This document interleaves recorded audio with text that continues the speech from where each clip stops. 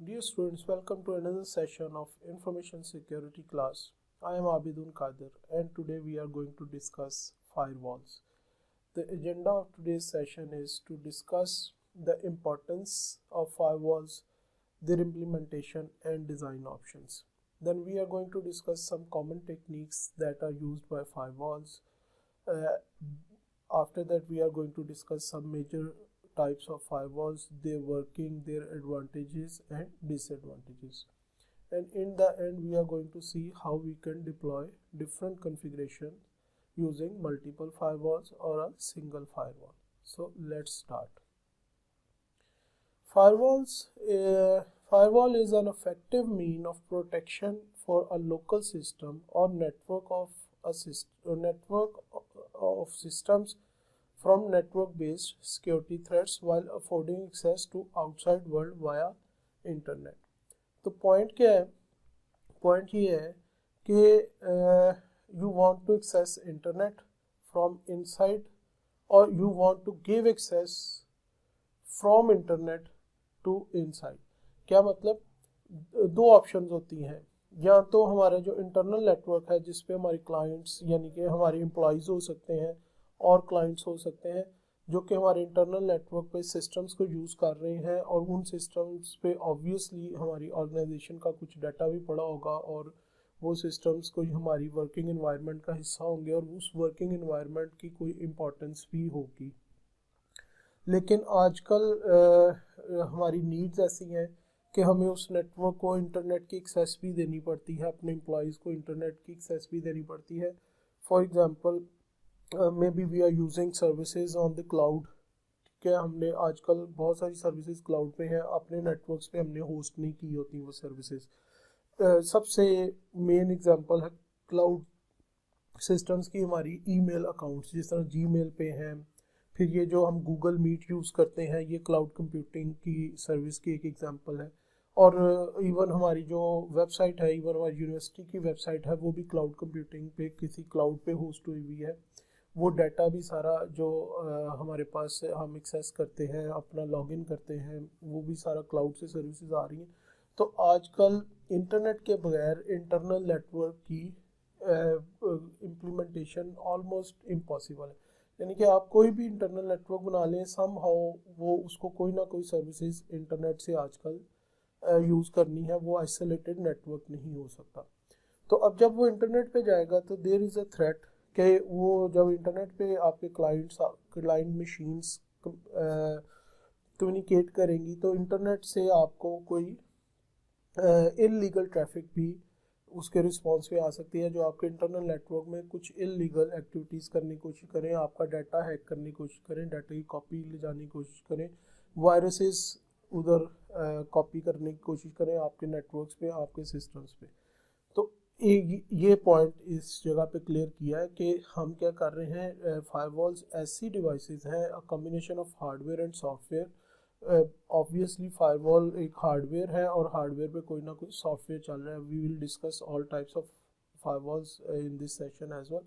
तो वो उसके लिए ये इस डिवाइस का असल मकसद ही ये है कि हम उस ट्रैफिक को स्क्रूटनाइज कर सकें जो इन एंड आउट हो रही है हमारे नेटवर्क से, तो ताकि उसके अंदर से जज किया जा सके कि कोई अगर इलीगल ट्रैफिक है जो नहीं आनी चाहिए अंदर या अंदर से बाहर नहीं जाना चाहिए कुछ टाइप ऑफ डाटा, तो उसको रोका जा सके. The firewall is inserted between the premises network and the internet. तो ऑब्वियसली इसको ऐसी जगह पे लगाएंगे कि हमारे इंटरनल नेटवर्क यानी कि चाहे वो 100 कंप्यूटर्स का नेटवर्क हो, चाहे वो 1000 कंप्यूटर्स का नेटवर्क हो, चाहे वो सिर्फ 2 कंप्यूटर्स का नेटवर्क हो, चाहे वो सिंगल मशीन ही क्यों ना हो, उसके दरमियान और इंटरनेट के दरमियान, चाहे वो मैंने कहा 1000 कंप्यूटर्स का नेटवर्क क्यों ना हो और चाहे इससे बड़ा क्यों ना हो, उनके दरमियान अगर इंटरनेट पे जाने वाली ट्रैफिक है तो it should be passed through the firewall. वो फायरवॉल के अलावा कहीं और से ना गुजर के जा सकती. The aim is to establish a controlled link. तो कंट्रोल्ड लिंक क्या है? कंट्रोल्ड लिंक का मतलब है कि इंटरनेट से हम ऐसा लिंक क्रिएट करें जो अनकंट्रोल्ड ना हो, अनचेक्ड ना हो. कंट्रोल्ड का मतलब क्या है? जिसको हम अपनी सिक्योरिटी पॉलिसीज़ के मुताबिक कंट्रोल कर सकते हो, उस पर कुछ ना कुछ सिक्योरिटी पॉलिसीज़ को इम्प्लीमेंट कर सकते हो, उसके डाटा को स्क्रूटनाइज कर सकते हो कि किस किस्म का डाटा जा सकता है, किस किस्म का नहीं जा सकता, कौन सी वेबसाइट सक्सेस हो सकती हैं, कौन सी नहीं हो सकती, तो उस लिंक पे क्या हो सकता है क्या नहीं हो सकता, we are going in much more details just in few minutes. तो ये कंट्रोल लिंक है। Protect the premises network from internet based attacks. तो इस दूसरा इसका एम क्या है कि जो इंटरनेट बेस्ड कोई अटैक्स हैं उनसे आपके इंटरनल नेटवर्क को, इंटरनल कंप्यूटर्स को, इंटरनल सर्वर्स को बचाया जा सके। Provide a single choke point. Choke point का मतलब है कि अगर हम उधर से लिंक को बंद कर दें तो हर किस्म की बाहर से कम्युनिकेशन ख़त्म हो जाए। तो फायरवॉल का एक और एम यहाँ पे समझ आया कि फायरवॉल से अगर हम किसी ट्रैफिक को या किसी नेटवर्क को काट दें तो फिर कोई और रास्ता नहीं होना चाहिए अंदर वाली मशीन्स का बाहर इंटरनेट पे कम्युनिकेट करने का। ठीक है। डिज़ाइन गोल्स, फायरवॉल जब भी इम्प्लीमेंट करें, these should be your design goals as a security expert. You have to make sure these goals must be addressed. All traffic from inside to outside must pass through the firewall, physically blocking all access to the local network except via firewalls. Point इधर बड़ा ये crucial है। For example आपके पास हमारा resource centre है या कोई भी आप एक नेटवर्क ले लें। हमारे पास फॉर एग्जांपल छोटा सा नेटवर्क लेते हैं, हमारे पास एक छोटा सा सॉफ्टवेयर हाउस है, 20 कंप्यूटर्स का नेटवर्क है, 20 डेवलपर्स उस पर काम करते हैं। हमने उन 20 डेवलपर्स को इंटरनेट की एक्सेस दी हुई है DSL लेके, और DSL के कनेक्शन के साथ हमने फायरवॉल लगाई हुई है। वो सारी ट्रैफिक हमारी उस फायरवॉल से गुजर के जाती है। एक बंदा आता है, वो अपना 3G या 4G USB डोंगल अपने कंप्यूटर पे लगाता है इंटरनल कंप्यूटर में, और वो उससे इंटरनेट यूज़ करना शुरू कर देता है। तो अब क्या हुआ, 20 कंप्यूटर्स का मैंने नेटवर्क लिया था, 20 में से एक कंप्यूटर कनेक्ट हो गया इंटरनेट से USB डोंगल के जरिए without implementing any firewall policy. अब अगर उस डोंगल से कोई हैकर उस कंप्यूटर को हैक कर लेता है, अब उस पर कोई फायरवॉल, कोई उस पर सिक्योरिटी नहीं लगी हुई, तो एक्चुअली वो उस डोंगल की मदद से हमारे इंटरनल नेटवर्क में घुस गया है, इंटरनल नेटवर्क का एक कंप्यूटर में वो आ गया है। अब उस कंप्यूटर को यूज़ करते हुए बाकी कंप्यूटर्स तक भी जाने की कोशिश कर सकता है। That means physically blocking all access to local network except via firewall. कि या तो आपको बहुत ज़्यादा अपने एम्प्लॉयज़ के ऊपर इत्मीनान हो और आप उनकी ट्रेनिंग करते हैं और उनको बताएं कि आपने इंटरनेट को स्वाय जो कंपनी का, ऑर्गेनाइजेशन का प्रोवाइडेड इंटरनेट है उसके अलावा आपने अपने इन सिस्टम्स पे कोई इंटरनेट यूज़ नहीं करना, चाहे वो आपका USB ब्रॉडबैंड हो यानी कि 3G 4G हो, चाहे वो आप मोबाइल का हॉटस्पॉट बना के अपने कंप्यूटर के साथ अटैच कर रहे हो, किसी भी और तरीके से आपका इंटरनल कंप्यूटर बगैर फायरवॉल को बाईपास किए इंटरनेट पे नहीं जाना चाहिए। तो फिजिकली ब्लॉकिंग का मतलब है इस केस में जहाँ पे फॉर एग्जांपल हमारे पास हंड्रेड्स में कंप्यूटर्स हों, तो वो समटाइम्स ज़रूरी नहीं कि किसी ने जान के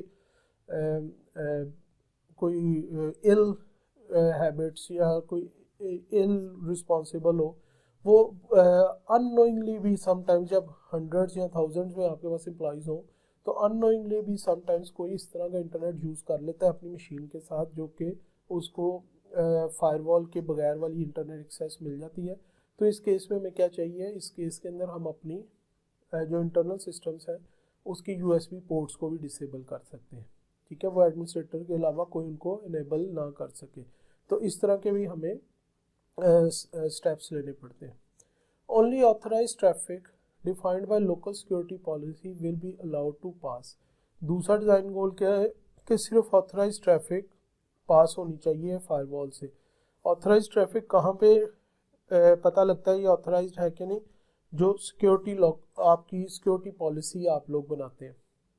ठीक है, सिक्योरिटी पॉलिसी एक डॉक्यूमेंट होता है, I have already explained it in previous lectures, कि जिसके अंदर सिर्फ ये लिखा जाता है कि वो नॉन टेक्निकल डॉक्यूमेंट होता है, उसमें सिर्फ ये लिखा जाता है क्या अलाउ है क्या अलाउ नहीं है, और क्या जो अलाउ चीज़ें हैं उनकी कोई अगर लिमिटेशंस है, for example how many GBs of data can be stored in a Z drive or a shared drive, आप डेली के कितना इंटरनेट एक्सेस कर सकते हैं, मतलब आपकी बैंडविड्थ लिमिटेशंस हो सकती हैं, कौन सी साइट्स ओपन हो सकती हैं, टीचर्स को फेसबुक अलाउ है, स्टूडेंट्स को फेसबुक नहीं allow.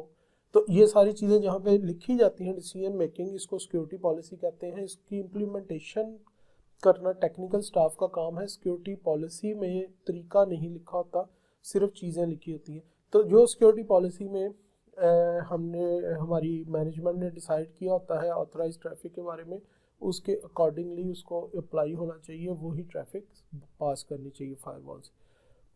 Third point, the firewall itself is immune to penetration. अगर आपका जो सिस्टम जिसने आपके पूरे नेटवर्क को सिक्योर करना है वो सिस्टम खुद ही हैक हो गया, यानी कि वो उसी को किसी हैकर ने हैक कर लिया, तो फिर आपका नेटवर्क किस तरह बचेगा। तो इसलिए फायरवॉल्स को इजी नहीं लेना चाहिए। फायरवॉल्स के लिए हमें for example trusted systems use करने चाहिए, सिक्योर ऑपरेटिंग सिस्टम्स यूज़ करने चाहिए। हम अपनी आम डेस्कटॉप कंप्यूटर में 2 नेटवर्क कार्ड्स लगा के भी फायरवॉल बना सकते हैं। एक नेटवर्क कार्ड पे हमें एक्सटर्नल इंटरनेट की एक्सेस होगी और दूसरे नेटवर्क कार्ड को हम अपने इंटरनल नेटवर्क से कनेक्ट करेंगे और वो उस सिस्टम पे फायरवॉल का सॉफ्टवेयर इंस्टॉल करके फायरवॉल बन सकती है। But it is highly recommended कि वो सॉफ्टवेयर, जो उस सॉफ्टवेयर को करने के लिए जो बेस सॉफ्टवेयर है ऑपरेटिंग सिस्टम, वो विंडोज़ ना हो, ठीक है, क्योंकि विंडोज़ के हैक या विंडोज़ की सिक्योरिटी लूप होल्स सबसे ज़्यादा है। तो फिर क्या है कि अगर आपने अपने एक सिस्टम को एज अ फायरवॉल यूज़ करना है तो फिर उसके ऊपर आप लिनक्स का कोई वेल स्टैब्लिश्ड वर्जन यूज़ करें, जिस तरह यूबंटो या रेड हैट या इस तरह की कोई very well established distro use करें जिसके वायरसेस और हैक्स लिमिटेड हो। तो ये यहाँ पे टिप है कि आपका बेस सिस्टम, आपकी बेस फायरवॉल भी खुद भी सिक्योर होनी चाहिए। ये भी डिज़ाइन गोल्स में से। Firewall characteristics, 4 general techniques can be used by a firewall or a combination of these can be used। तो यहाँ तो ये चारों यूज़ हो सकती हैं या इनका कॉम्बिनेशन यूज़ हो सकता है। पहली टेक्निक है सर्विस कंट्रोल। सर्विस कंट्रोल का मतलब है determines the type of internet services that can be accessed inbound और आउटबाउंड, ठीक है। कौन सी सर्विसेज अलाउड हैं, कौन सी सर्विसेज अलाउड नहीं है, इसको हम कहते हैं सर्विस कंट्रोल। फॉर एग्जांपल, अगर मैं एक नेटवर्क के अंदर एक पॉलिसी हो कि जी हमने किसी किस्म की भी वीडियो अलाउ नहीं करनी, वीडियो प्ले ना हो सकती हो, तो फिर हम ये नहीं करेंगे कि हम एक एक साइट जो वीडियोस, मतलब यूट्यूब एक साइट है जो वीडियोस रन करती है, डेली मोशन एक और साइट है जो वीडियोस रन करती है, इस तरह हंड्रेड्स ऑफ छोटी मोटी साइट्स हैं, बल्कि थाउजेंड्स में होंगी जो वीडियोस की सर्विसेज प्रोवाइड करती है। तो हम फायरवॉल में ये जाके नहीं चेक लगाएंगे कि जी इन साइट्स को अलाउ ना किया जाए। हम उसमें चेक क्या लगाएंगे, जो 5-6 मेन फॉर्मेट्स हैं, MP4 है और इस तरह जो ऑनलाइन वीडियोस के फॉर्मेट्स हैं, उन फॉर्मेट्स को हम रिस्ट्रिक्ट कर देंगे कि ये फॉर्मेट्स की फाइल्स ना चलें। तो वो बेसिकली क्या हुआ, हमने सर्विसेज बंद कर दी, ठीक है। सर्विस को हम प्रोटोकॉल के जरिए भी बंद कर सकते हैं। फॉर एग्जांपल, अगर मैंने वॉइस ओवर IP की सर्विस अपने नेटवर्क पे नहीं चलने देनी तो मैं SIP का प्रोटोकॉल डिसेबल कर दूंगा। अगर मैं नहीं चाहता कि मेरे इंटरनल नेटवर्क पे लोग टॉरेंट्स डाउनलोड करें, तो टॉरेंट्स के लिए जो प्रोटोकॉल, जो सर्विस प्रोटोकॉल चलता है, उसको मैं बैन कर दूंगा, तो टॉरेंट्स डाउनलोड नहीं होंगे, यानी कि टॉरेंट क्लाइंट्स के अंदर जो आप टॉरेंट्स डाउनलोड मूवीज़ वगैरह करते हैं वो नहीं होगी। तो इस तरह जब हम किसी सर्विस को बंद करें तो that is known as service control. फिर इसी को हम डायरेक्शनल कंट्रोल में भी कन्वर्ट कर सकते हैं। कुछ सर्विसेज को हम एक डायरेक्शन में अलाउ करते हैं, दूसरी डायरेक्शन में बंद करते हैं। फॉर एग्जांपल, अगर मेरे इंटरनल नेटवर्क के ऊपर FTP सर्वर इंस्टॉल था, तो FTP सर्वर का काम है फाइल्स प्रोवाइड करना, फाइल ट्रांसफर प्रोटोकॉल बेसिकली इसको कहते हैं FTP। तो मैं क्या करता हूँ, मैं कहता हूँ इनबाउंड FTP सर्विस अलाउ है फायरवॉल से, यानी कि अगर कोई बाहर से बैठ के FTP की रिक्वेस्ट भेजे मेरे इंटरनल नेटवर्क पे तो दैट इज परमिसेबल, उसको अलाउ कर दो, क्योंकि मेरे इंटरनल नेटवर्क पे एक FTP सर्वर पड़ा हुआ है। लेकिन मैं नहीं चाहता कि जो मेरे इंटरनल नेटवर्क पे बैठे हुए लोग हैं, जो मेरे एम्प्लॉयज़ हैं, वो बहुत सारी फाइल्स डाउनलोड करें डिफरेंट एफटीपी सर्वर से, तो मैं कहता हूँ एफटीपी सर्वर की रिक्वेस्ट, सर्विस की रिक्वेस्ट जो इनबाउंड आती है वो अलाउ करो, लेकिन जो एफटीपी सर्विस की रिक्वेस्ट आउटबाउंड जाती है, यानी कि कोई अंदर से बैठ के अगर बाहर के नेटवर्क से एफटीपी की रिक्वेस्ट भेजे तो वो अलाउ ना करो। तो इसको कहते हैं डायरेक्शनल कंट्रोल। तो समटाइम्स हम कुछ सर्विसेज को एक डायरेक्शन में अलाउ रहने देते हैं और दूसरी डायरेक्शन में हम उनको रिस्ट्रिक्ट कर देते हैं।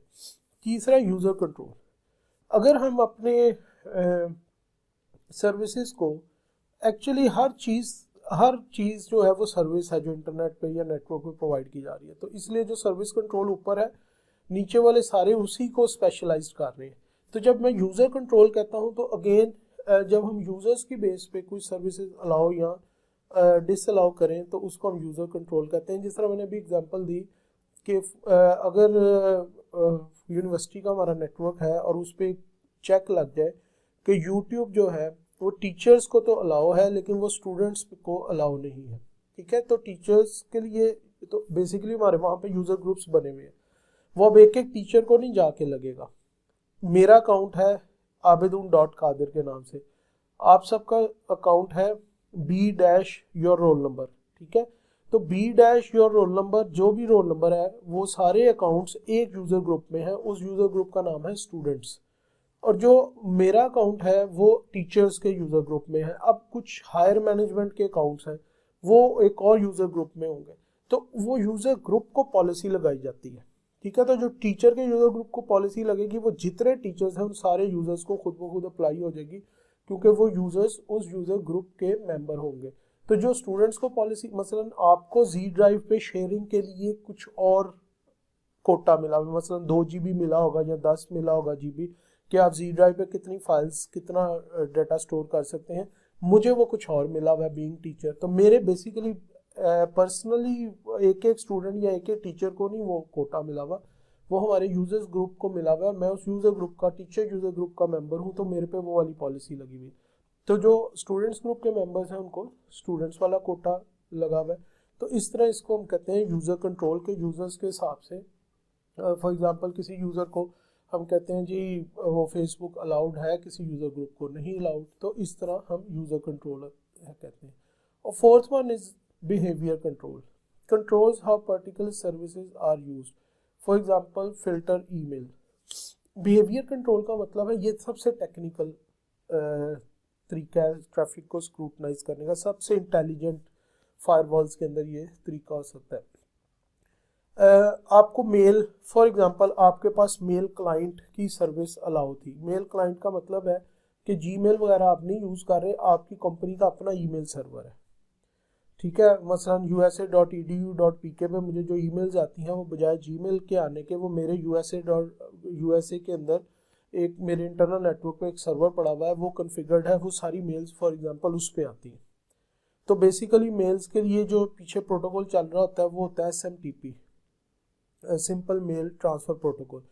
तो जो SMTP इन जनरल अलाउ है, लेकिन अगर SMTP की ट्रैफिक आए और फायरवॉल के अंदर कुछ कॉन्फ़िगरेशंस ऐसी की गई हों कि वो SMTP की ट्रैफिक से फायरवॉल को पता लग जाएगा कि ये ईमेल की ट्रैफिक है, तो इन जनरल तो ईमेल अलाउड है, लेकिन अगर वहाँ पे लिखा हो कि ईमेल के साथ अगर अटैचमेंट आए तो उस अटैचमेंट को स्कैन करो वायरसेस के लिए, तो वो जो हमारी फायरवॉल है वो बजाय वो ईमेल मेरे ईमेल सर्वर के पास भेजने के, वो अगर एंटीवायरस सर्वर के पास भेज दे स्कैनिंग के, और फिर एंटीवायरस सर्वर उसको आगे ईमेल सर्वर के पास भेजे जब वो स्कैनिंग फिनिश कर ले कि हाँ जी ये ओके है, तो इसको हम कहते हैं, ये एग्जांपल है बिहेवियर कंट्रोल की, कि कोई पर्टिकुलर सर्विस तो अलाउ है लेकिन ख़ास सिनेरियो के अंदर उसके ऊपर कुछ चेक्स लग जाए, या उसको फिल्टर में डाल दिया जाए, या उसको रिस्ट्रिक्ट कर दिया जाए जब तक कोई एडमिनिस्ट्रेटर आके उसको अलाउ ना करे, तो इसको हम कहते हैं बिहेवियर कंट्रोल।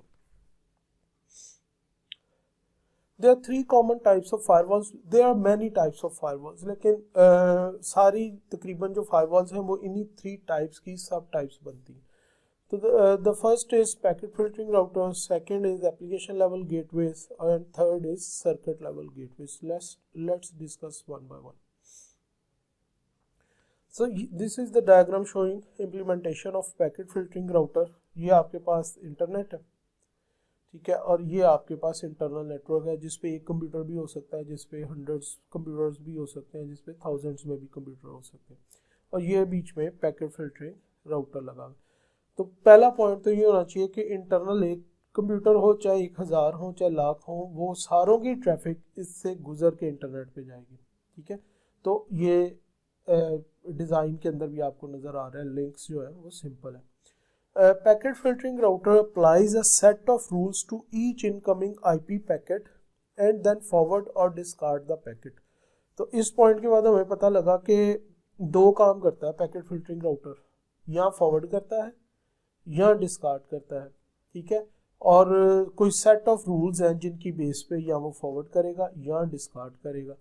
ठीक है, इनकमिंग का मतलब है चाहे इधर से इनकमिंग हो चाहे इधर से इनकमिंग हो, जो पैकेट फिल्टर राउटर को मिल रहा है उसके लिए वो इनकमिंग है।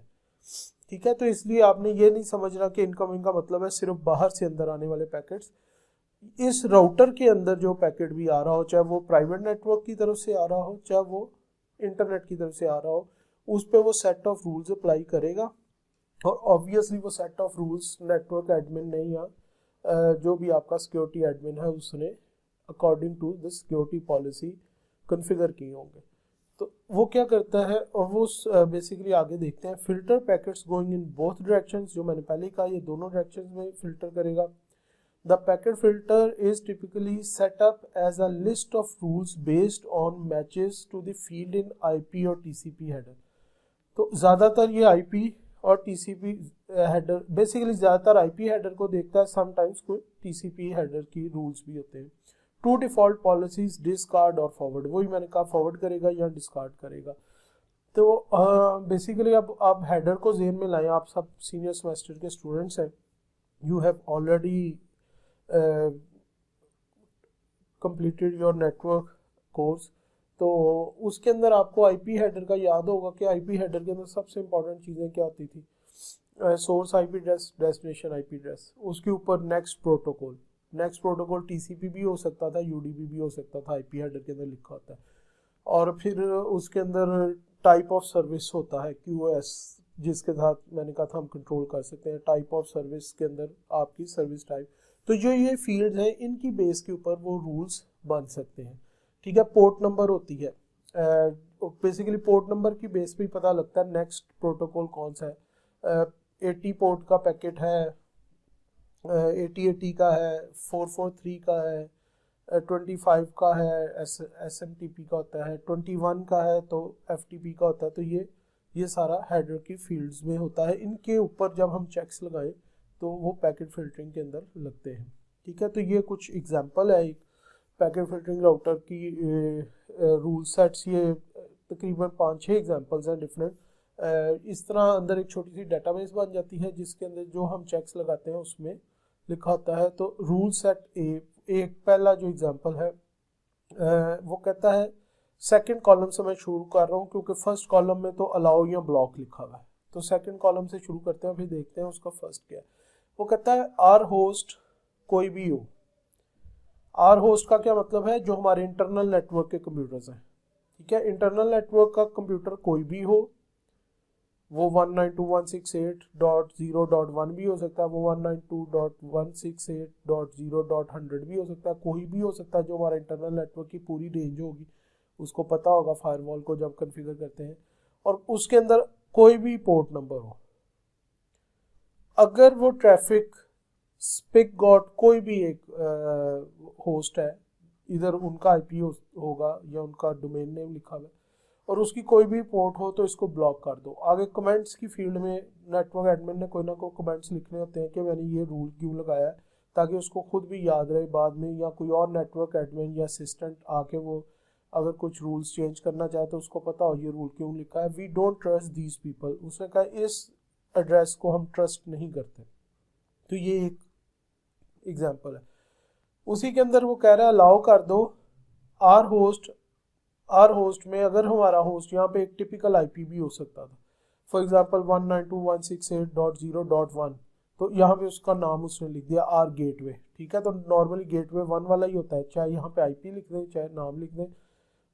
अगर हमारा होस्ट आर गेटवे हो और पोर्ट 25 हो और देयर होस्ट एस्ट्रिक का मतलब है नहीं, कोई भी हो, यानी कि डेस्टिनेशन जो है वो कोई भी हो, सोर्स ये होना चाहिए, और पोर्ट अगर 25 है तो, और डेस्टिनेशन पोर्ट कोई भी हो, तो कनेक्शन टू SMTP पोर्ट इसको अलाउ कर दो। ठीक है, तो 25 पोर्ट की कम्युनिकेशन हम अलाउ कर रहे हैं आर गेटवे के ऊपर, आर होस्ट के ऊपर। अब दूसरा रूल बी जो है वो है जी, ब्लॉक कर दो आर होस्ट सारे, कोई भी हमारे होस्ट के लिए हमारी, यानी कि आर होस्ट के अंदर ये नहीं है सोर्स या डेस्टिनेशन। आर होस्ट का मतलब है चाहे इसकी हमारा होस्ट की तरफ से ट्रैफिक जा रही है या हमारे होस्ट की तरफ आनी है, अगर वो कोई भी है, पोर्ट कोई भी है, और जिसके लिए जो बाहर से जिसके साथ कम्युनिकेशन हो रही है, चाहे हमारी ट्रैफिक उधर जानी है चाहे उधर से इधर आनी है, वो कोई भी है, उसकी पोर्ट कोई भी है, तो इस सारे को ब्लॉक कर दो। तो आगे कमेंट में उसने लिखा है डिफॉल्ट, तो डिफॉल्ट उसने कहा सारे ब्लॉक कर दो। तो इसका मतलब है जब अगर हम सिर्फ इतना रूल बना देंगे, ये रूल सेट बी के अंदर जो रूल बना हुआ है, तो फिर हमारा कोई भी इंटरनल कंप्यूटर इंटरनेट यूज नहीं कर सकेगा, क्योंकि हमने सब कुछ ही ब्लॉक कर दिया। ये पोर्ट्स के अंदर पता लगता है कौन सी सर्विस अलाउ है कौन सी नहीं। तो हम कह रहे हैं हमारे सारे होस्ट की ट्रैफिक, हमारे सारे पोर्ट की ट्रैफिक, एसटी का मतलब सारे होता है, ठीक है, और बाहर वाले सारे होस्ट के साथ कम्युनिकेशन, बाहर वाली सारी पोर्ट्स के साथ कम्युनिकेशन, जिन सारों को ब्लॉक कर दो। तो इसका मतलब है कि कुछ भी हमारे नहीं चलेगा इंटरनेट पे। अच्छा, ये एक चीज़ थोड़ी सी याद रखें, आगे आके मैं फिर उसको एक्सप्लेन करता हूँ। या हम इस सारे को ब्लॉक कर देते हैं ये सारा लिख के, या इसको हम अलाउ कर देते हैं। अगर मैंने बहुत थोड़ी चीज़ें ब्लॉक करनी हो तो फिर इसको हम कहते हैं डिफ़ॉल्ट पॉलिसी। तो अगर मैंने बहुत थोड़ी चीज़ें अलाउ करनी हो तो फिर मैं डिफ़ॉल्ट पॉलिसी ब्लॉक लगाता हूँ, और फिर नीचे अगले रूल्स में मैं लिखता हूँ अच्छा ये बाय डिफ़ॉल्ट तो सारे ब्लॉक हैं, बट नीचे फिर मैं रूल्स बनाने शुरू करता हूँ, अच्छा ये वाली चीज़ अलाउ कर दो, ये वाली चीज़ अलाउ कर दो, ये वाली चीज़ अलाउ कर दो, तो 2-3 चीज़ें अलाउ कर दी। अगर मेरी ज़्यादा चीज़ें अलाउ करनी है और बहुत थोड़ी सी चीज़ें कोई ब्लॉक करनी है, ठीक है, फॉर एग्जांपल सिर्फ यूट्यूब ब्लॉक करनी थी, मैं चाह रहा हूँ यूट्यूब ना चले, बाकी सारा नेटवर्क सारे इंटरनेट की एक्सेस हो, तो मैं इधर ये वाला सारी रूल्स लिख के इसको अलाउ कर दूंगा कि सारे होस्ट हमारे, सारी पोर्ट्स हमारी, सारे होस्ट बार के, सारी पोर्ट्स बार की डिफॉल्ट अलाउ। और फिर नीचे एक नया रूल लिखूंगा जिसके अंदर मैं लिखूंगा आर होस्ट, आर पोर्ट, जो भी सारे, और देयर होस्ट में मैं लिखूंगा youtube.com और सारी पोर्ट्स, तो उसको ब्लॉक कर दूंगा। तो जो डिफ़ॉल्ट पॉलिसी है वो सब पे अप्लाई हो जाती है, लेकिन फिर फर्दर हम जो चीज़ें उसमें एक्सेप्शन डालते हैं, ये जस्ट इस तरह है कि अगर मैं कहूँ कि सारी क्लास जो है, फॉर एग्जांपल हम फिजिकल क्लासरूम में आते हैं, मैं कहता हूँ कोई क्लास से बाहर नहीं जाएगा, कोई टाइम बता देता हूँ, फॉर एग्जांपल 1:30 PM तक कोई क्लास से बाहर नहीं जाएगा, ठीक है, लेकिन बीच में से 2 स्टूडेंट्स अली और अजमत को मैं कहता हूँ ठीक है आप चले जाएं, तो डिफॉल्ट पॉलिसी थी कोई बाहर नहीं जाएगा, लेकिन 2 बंदों को स्पेसिफिक पॉलिसी के तहत इजाजत दी। तो जब सारों पे ज्यादा चीजें ब्लॉक करनी है तो डिफॉल्ट पॉलिसी ब्लॉक लगा देते हैं और फिर थोड़ी सी चीजों को अलाउ वाली लिस्ट में डाल देते हैं। और अगर ज्यादा चीजें अलाउ रखनी है, मतलब मैं कहता हूँ कि सारी क्लास बाहर जा सकती है, अजमत और अली नहीं जाएंगे, ठीक है, वो मुझे अपना काम दिखा के जाएंगे, अब बाकी क्लास की मर्जी है वो जा रहे हैं या नहीं जा रहे, लेकिन वो जा सकते हैं, they are allowed to move. तो डिफॉल्ट पॉलिसी है अलाउ कर दिया कि सारी क्लास बाहर जा सकती है, but Ali and Azmat should stay at least for this time. तो इस तरह हम जब हमारे पास डिफॉल्ट में ज़्यादा चीज़ें अलाउ करनी हो तो फिर हम डिफॉल्ट अलाउ लिखते हैं, और जो चीज़ें सिर्फ स्पेसिफिक ब्लॉक करनी है सिर्फ उनको स्पेसिफिकली ब्लॉक करते हैं। और अगर बहुत ज़्यादा चीज़ें ब्लॉक करनी है और सिर्फ थोड़ी सी चीज़ें अलाउ करनी है तो फिर डिफ़ॉल्ट को ब्लॉक कर देते हैं, और फिर वो स्पेसिफिक में थोड़ी थोड़ी चीज़ें लिखते हैं जिनको हमने अलाउ करना है, ठीक है। तो नेक्स्ट हमारे पास एग्जांपल है रूल सेट सी, अलाउ कर दो आर होस्ट कोई भी हो, पोर्ट नंबर कोई भी हो, देयर होस्ट कोई भी हो, पोर्ट नंबर 25 हो, तो कनेक्शन टू देयर SMTP। तो इसके अंदर क्या, हमारे यहाँ से कोई भी सिस्टम, पूरे इंटरनल नेटवर्क का कोई भी सिस्टम किसी भी पोर्ट के साथ किसी भी और सिस्टम के साथ कनेक्ट करना चाह रहा है लेकिन पोर्ट 25 पे, तो कनेक्शन को अलाउ कर दो। इसका मतलब है पोर्ट 25 का मतलब होता है SMTP, simple mail transfer protocol. इसका मतलब है ईमेल करने की कोशिश कर रहा है। तो इस केस में हम क्या इजाजत दे रहे हैं अपने सारे इंटरनल कंप्यूटर्स को, कोई भी इंटरनल कंप्यूटर हो वो ईमेल कर सकता है किसी भी एक्सटर्नल कंप्यूटर को, ठीक है, ऑल एक्सटर्नल कंप्यूटर्स को वो ईमेल कर सकता है सेट 3 में 25 के जरिए। अगर इधर मैं पोर्ट 80 और 8080 कर दूं तो इसका मतलब है कि वो इंटरनेट की सारी साइट्स यूज कर सकता है बाहर से, ठीक है। तो इस तरह आप, ये रूल्स की एग्जांपल है। रूल सेट डी के अंदर देख लेते हैं क्या वो कह रहा है। अलाउ कर दो कि सोर्स कोई हमारा एक होस्ट हमने दे दिया है, ठीक है, इधर आईपी एड्रेस लिख सकते थे, उसकी पोर्ट कोई भी हो, डेस्टिनेशन का आईपी कोई भी हो और पोर्ट 25 पे हो। तो वो कह रहा है are packet to their SMTP port, तो हमारे जो ये इस होस्ट के पैकेट हैं उनके एसएमटीपी पे जा सकते हैं। अब आगे क्या कर रहा है, कह रहा है अलाउ कर दो कोई भी हमारा होस्ट हो, पोर्ट 25 हो, डेस्टिनेशन कोई भी हो, पोर्ट कोई भी हो, एक्नॉलेज फ्लैग्स। अब फ्लैग के अंदर आता है कि टाइप ऑफ ट्रैफिक कैसी है, तो अगर एक्नॉलेज की ट्रैफिक थी तो इसका मतलब है रिप्लाईज को भी अलाउ कर दो। तो मैंने यहाँ से ईमेल भेजी, उसने ईमेल की एक्नॉलेजमेंट भेजी, जस्ट कि ईमेल रिसीव्ड हो गई है वहाँ पे, तो इस फ्लैग वाले को अलाउ किया हुआ है तो मुझे एक्नॉलेजमेंट भी मिल जाएगी। तो ये तीसरा भी आप खुद से रूल सेट ई को जरा देख लीजिएगा, ठीक है। तो ये इस तरह basically it is a very simple type of firewall. इसके अंदर ज़्यादा कॉम्प्लेक्सिटी नहीं है क्योंकि सिर्फ आईपी और टीसीपी के हेडर की फील्ड्स को यूज़ करके, और हेडर के अंदर यही चीज़ें ज़्यादा हैं, आर होस्ट और देयर होस्ट या डेस्टिनेशन, उसके अंदर basically IP addresses, source IP address और डेस्टिनेशन आईपी एड्रेस, और पोर्ट नंबर में यूजुअली हमें पता लग जाता है कौन सी ट्रैफिक है, एफटीपी की है, एसएमटीपी की है, एचटीटीपी की है, एचटीटीपीएस की है, 443 की। तो पोर्ट नंबर्स में यही, और एक एक्स्ट्रा फील्ड भी यहाँ पे हमने देखी एक्नॉलेजमेंट, जिसमें आ रहा है फ्लैग्स की फील्ड को भी हम यूज कर सकते हैं। एडवांटेजेस क्या है, packet filtering router is very simple to configure and use, transparency to users, high speed. Simplicity तो समझ आ गई, हाई स्पीड की रीज़न ये है कि ये आईपी लेवल पे काम करता है, आईपी और टीसीपी लेवल पे, तो आपकी एप्लीकेशन लेवल के डिसीजंस नहीं होते। तो application level is the slowest layer in the network stack. Basically क्या होता है, डाटा एप्लीकेशन लेवल पे होता है, उससे ट्रांसपोर्ट लेयर पे आता है टीसीपी या यूडीपी, और उसके बाद आईपी लेयर पे आता है और फिर डाटा लिंक लेयर पे जाता है और फिर ट्रैवल कर जाता है। तो जितना हम लेयर्स में ऊपर जाएंगे हमारी स्पीड उतनी स्लो होगी, क्योंकि लेयर ज़्यादा इंटेलिजेंट होती है और प्रोसेसिंग ज़्यादा होती है। तो ये क्योंकि हम एप्लीकेशन लेयर तक नहीं पहुंचते, हमारी सारी स्क्रूटनाइजेशन जो है टीसीपी और आईपी लेयर पे होती है, इसलिए it is very speedy. Transparency to user का भी मतलब यही है कि यूज़र के ऊपर कुछ अप्लाई नहीं हुआ, यूज़र ने अपने कंप्यूटर से जो कि इस इंटरनल नेटवर्क पे बैठा हुआ था, उसने कुछ सेंड किया डाटा इंटरनेट के लिए और उसको रिप्लाई मिल गया, उसको नहीं पता लगा कि बीच में फायरवॉल ने उसके डाटा के साथ या रिप्लाई वाले डाटा के साथ क्या किया है।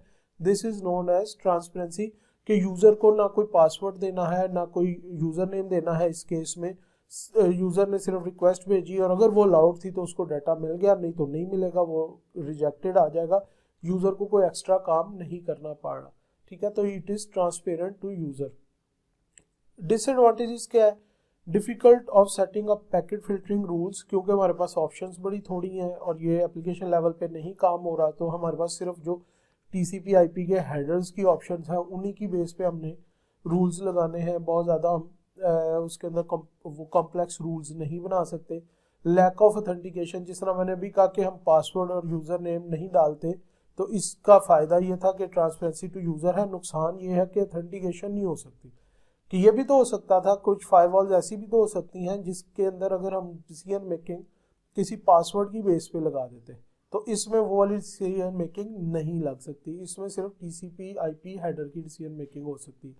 फॉर एग्जांपल, अगर फायरवॉल ऐसी पैकेट फिल्टरिंग फायरवॉल लगी हुई थी और मैं अपने सिस्टम पे मुझे सब कुछ अलाउड था, लेकिन समहाउ मैं एक दिन अपना सिस्टम मेरा नहीं चल रहा था, उसमें कोई ख़राबी होगी, तो मैं दूसरे वर्क स्टेशन में बैठ गया, तो वो अब उस वर्क स्टेशन के एड्रेसेस को यूज़ कर रहा होगा, उसको नहीं पता लगेगा कि ये आबिदुल कादिर ही है और इसको तो सब कुछ अलाउड है। अब वो जो दूसरा वर्क स्टेशन में यूज़ कर रहा होगा उसके हिसाब से जो पैकेट फिल्टरिंग रूल्स लगे होंगे वो उस पर अप्लाई होंगे, वो मेरे यूज़र नेम और पासवर्ड के हिसाब से इनको चेंज नहीं करता। तो ये इसके डिसएडवांटेजेस है लैक ऑफ ऑथेंटिकेशन में। Possible attacks are IP address spoofing. IP address spoofing का मतलब है कि समटाइम्स जो हैकर है वो रूट खुद से वो अपने आईपी एड्रेसेस को चेंज करने की कोशिश करता है। फॉर एग्जांपल अगर किसी एक स्पेसिफिक आईपी एड्रेस को कुछ पैकेट्स उस नेटवर्क में सेंड करना अलाउ थे और उसको वो आईपी एड्रेस पता लग जाता है, तो वो क्या करता है अपना ओरिजिनल सोर्स आईपी में से अपना एड्रेस निकाल के वो वाला एड्रेस डाल देता है। हमने इस पर पूरा लेक्चर किया हुआ आईपी एड्रेस स्पूफिंग में। तो वो बाईपास करने की कोशिश करता है पैकेट फिल्टर राउटर को आईपी एड्रेस अपना सोर्स में से चेंज करके। सोर्स राउटिंग अटैक, समटाइम्स क्या करता है हैकर कि वो डिफरेंट मतलब डिफ़ॉल्ट रूट होता है ना, मैं एक रिक्वेस्ट भेजता हूँ www.xyz.com, तो वो मुझे नहीं पता होता, मैंने बस रिक्वेस्ट भेज दी। अब रूट वो खुद से गेटवे के पास जाएगी, गेटवे जो है उसको आगे किस राउटर के पास भेजेगा, आगे किस राउटर के पास जाएगी, वो खुद सिस्टम डिसाइड करते हैं routers. Sometime hackers different routes खुद से क्रिएट करने को करते हैं कि वो स्पेसिफिक रूट्स को यूज़, वीपीएन उसकी एग्जांपल है और दूसरी चीज़ें एग्जांपल्स है कि जब आपकी यूट्यूब डायरेक्ट नहीं खुल रही होती तो आप वीपीएन यूज़ करके खोल रहे होते हैं, तो आप बेसिकली रूट चेंज करते हैं। एक्चुअली वो जो वीपीएन सर्वर है उसके रूट को बीच में डालते हैं। एक्चुअल डेस्टिनेशन तो यूट्यूब होती है, लेकिन पीटीसीएल को लगता है कि आपकी डेस्टिनेशन कोई और थी। तो इस तरह सोर्स राउटिंग अटैक होते हैं। फिर उसके बाद टाइनी फ्रैगमेंट अटैक हो सकता है। टाइनी फ्रैगमेंट अटैक का मतलब क्या है कि जो हमारे पास टीसीपी के फ्रैगमेंट्स बनते हैं, जब हमारा बड़ा डाटा टीसीपी लेयर पे आता है तो उसको फ्रैगमेंटेशन होती है, उसके फ्रैगमेंट्स बनते हैं, और जब वो आईपी लेयर पे आता है तो उसके पैकेट्स बनते हैं। तो अगर वो फ्रैगमेंट्स जो उसके टीसीपी लेयर पे बनते हैं, अगर हैकर उन फ्रैगमेंट्स को बहुत छोटा कर दे और फिर उसके पैकेट्स बनाए, तो समटाइम्स जो है जो चेक लगा होता है वो उसके फर्स्ट फ्रैगमेंट में लगा होता है टीसीपी के हेडर के। तो अगर टीसीपी का हेडर ही एक कंप्लीट फ्रैगमेंट में नहीं हो रहा, तो वो समटाइम्स आपका जो गेटवे है, ये फायरवॉल है, पैकेट फिल्टरिंग फायरवॉल, ये उसके धोखा खा जाता है और उसको फ्रैगमेंट कंप्लीट नहीं मिलता, तो उसको वो चेक नहीं कर सकता और वो अलाउ हो जाते हैं पैकेट। तो टाइनी फ्रैगमेंट अटैक्स, ये इसके ऊपर कुछ पॉसिबल अटैक्स। नेक्स्ट है जी application level gateway, also called proxy servers, act as a relay of application level traffic. ये इट इज